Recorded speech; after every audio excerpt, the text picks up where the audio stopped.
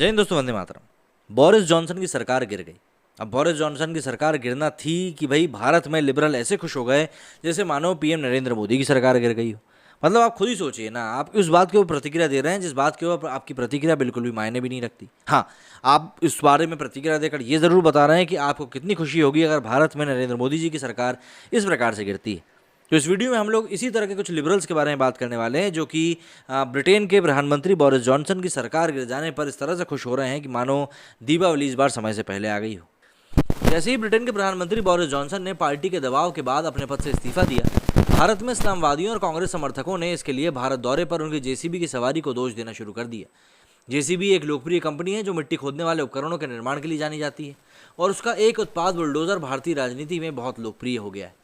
बता दें कि बोरिस जॉनसन की जेसीबी सवारी का वास्तव में उनके पीएम पद छोड़ने से कोई लेना देना वैसे है नहीं। बात सिर्फ इतनी है कि उन्होंने अप्रैल 2022 में वडोदरा में ब्रिटिश कंपनी की एक फैक्ट्री का उद्घाटन करते हुए जेसीबी की सवारी करी थी जब वो भारत दौरे पर थे। इस्लामवादियों, कांग्रेस समर्थकों, प्रधानमंत्री नरेंद्र मोदी और यूपी के सीएम योगी आदित्यनाथ के राजनीतिक विरोधियों ने जॉनसन के कदम को इसे भाजपा शासित राज्यों, विशेष रूप से उत्तर प्रदेश के अपराधियों के अवैध संरचनाओं के खिलाफ शुरू की गई कार्रवाई के समर्थन के रूप में देखा था। वास्तव में पार्टी के क्रिस पिंचर को उप मुख्य सचेतक के रूप में नियुक्त करने पर बोरिस जॉनसन इस्तीफा देने के लिए मजबूर हुए हैं।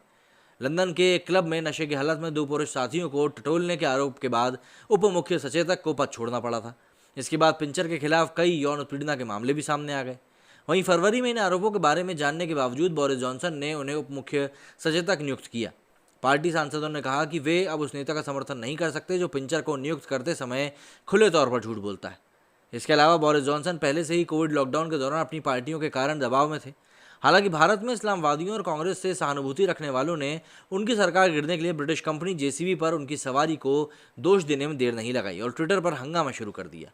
राहुल गांधी के प्रशंसक और राजनीतिक टिप्पणीकार संयुक्ता बसु ने ट्वीट किया कि जब आप भारत के बुलडोजर बाबाओं के साथ अपनी बुलडोजर एकजुटता दिखाने के लिए भारत आते हैं तो क्या होता है, ये दिखाने के लिए ब्रिटेन का धन्यवाद आपको गिरा दिया जाता है। वित्तीय धोखाधड़ी के आरोप में कथित पत्रकार राणा अयूब भी अपने उल्लास को नियंत्रित नहीं कर सकी। उन्होंने ट्वीट किया कि बोरिस जॉनसन ने भारत आने पर जेसीबी का समर्थन किया था। एक और स्वघोषित उदारवादी, धर्मनिरपेक्ष और कांग्रेस से सहानुभूति रखने वालों ने अपने ट्विटर हैंडल R_Khuriya2 से पोस्ट किया कि योगी की जेसीबी को बढ़ावा देने के मूर्खतापूर्ण निर्णय से उनकी नौकरी चली गई।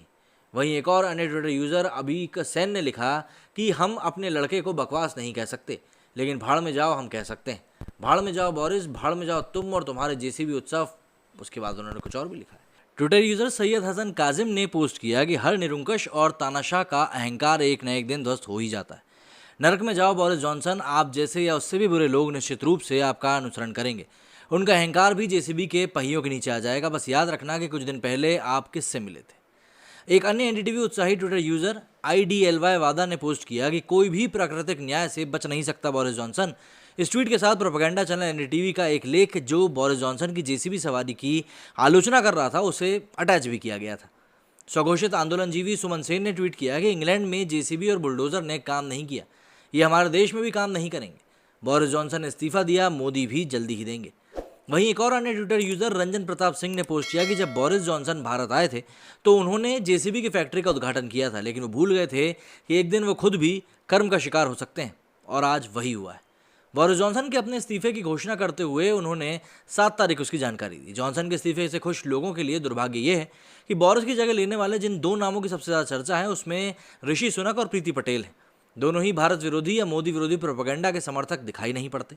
इसलिए जो लोग ब्रिटेन की राजनीतिक घटनाक्रम में नरेंद्र मोदी की हार खोज रहे हैं वह नए पीएम की नियुक्ति के बाद और भी ज़्यादा निराश हो जाएंगे और जिसमें कि भारत के लिबरल और बुद्धिजीवी लोग सबसे आगे रहेंगे, क्योंकि उनको ऐसा लग रहा है कि ब्रिटेन में अगर बोरिस जॉनसन की सरकार चली जाएगी तो एक पाँव नरेंद्र मोदी का भी गिर जाएगा। अरे भैया, वो ब्रिटेन है, वहाँ पर तो सिर्फ कूटनीतिक और राजनीतिक रिश्तों को बनाए रखना पड़ता है, उनसे हमको क्या ही लेना देना। वहाँ पर जो भी कोई आएगा उससे नए तरीके से नए रिश्ते बना जाएंगे, क्योंकि ब्रिटेन के लिए भारत भी उतना ही ज़रूरी है जितना कि भारत के लिए ब्रिटेन ज़रूरी है। मेरे स्टूडियो में फिलहाल इतना ही। जय हिंद, जय भारत।